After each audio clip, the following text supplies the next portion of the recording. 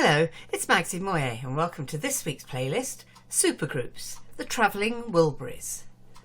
This playlist is a selection of 16 tracks from 1988 supergroup, the Travelling Wilburys. The collection interweaves some of the best Wilbury recordings with songs from members' individual back catalogues in other bands or as solo artists. I am always interested to hear established artists performing with other musicians outside of their normal lineups. My YouTube playlists of musical collaborations focusing on short-term hookups of stars like Elton John, George Michael and Diana Ross are popular with viewers. I thought it would be good to look at some more enduring regrouping of the stars in supergroups. Wikipedia lists over 270 supergroups from around the world, starting with Frankie Valli and the Four Seasons in 1960, the Travelling Wilburys in 1988, and most recently the South Korean band SSAK3 or Clean Sweep in 2019. To me, supergroups have similar appeal to short-term collaborations between top-flight musicians.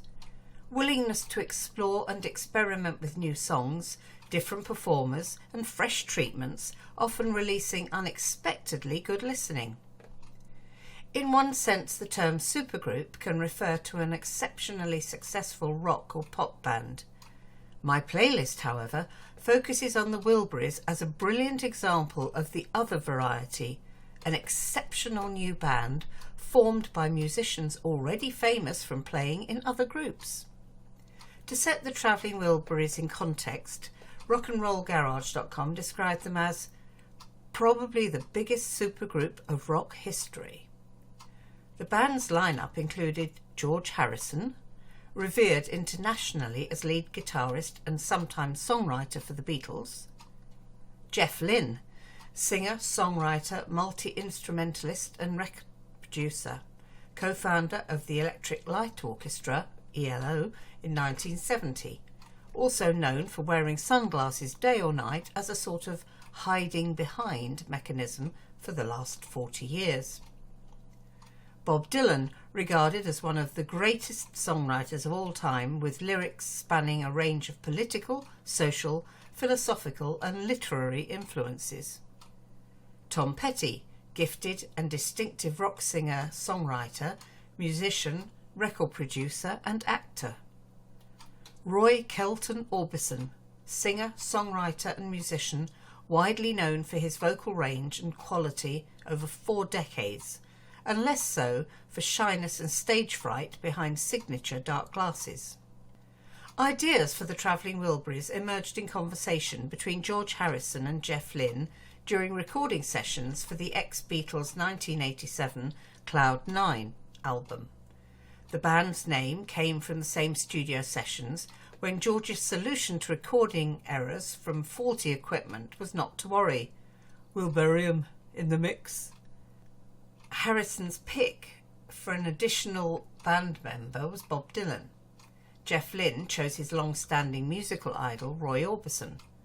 Later, when Harrison went to retrieve a guitar left at Tom Petty's house, he invited the lead vocalist and guitarist of the Heartbreakers to join them. The Wilburys' first published recording, Handle with Care, track 1 on my playlist, was made in the garage studio at Bob Dylan's Malibu home. Its title comes from the label on a box there. Writing credits were shared by all 5 band members. The song was intended as the B-side to George Harrison's next single, but considered worthy of more prominence by Warner Brothers.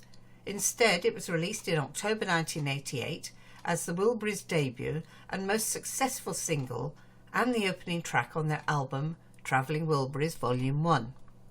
For new Rolling Stone's Encyclopedia of Rock and Roll, the Travelling Wilburys were the ultimate supergroup, with a lineup representing 4 eras of rock music history and including 3 indisputable gods in Dylan, Harrison and Orbison. For George Harrison, the project was an opportunity to put a finger up to the rules and challenge norms of the music industry. Tom Petty considered the band's great strength as freedom from intervention from record company, management or marketing concerns. 5 established artists were able instead to develop naturally in a spirit of cooperation and mutual admiration. For me, I just love how the Wilburys refused to let fame, fortune and advancing years get in the way of new and truly collaborative musical quests. Of Roy Orbison's death in 1988, the year after recording the Wilburys' first album, Jeff Lynne recalled, "I was devastated for ages. Me and Roy had plans to do much more together, and his voice was in really good shape. It was just so sad for that to happen." Now that really is inspirational creative spirit from the shy superstars in Shades.